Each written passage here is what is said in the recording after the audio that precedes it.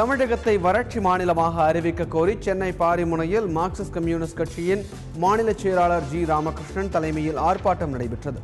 தமிழகத்தை வறட்சி மாநிலமாக அறிவித்து பாதிக்கப்பட்ட விவசாயிகளுக்கு இழப்பீடு வழங்க வேண்டும் என வலியுறுத்தப்பட்டது. தற்கொலை செய்து கொண்ட விவசாயிகள் குடும்பத்தினருக்கு தலா 10 லட்சம் ரூபாய் நிவாரண உதவி வழங்க வேண்டும் எனவும் கோரிக்கை விடுக்கப்பட்டது.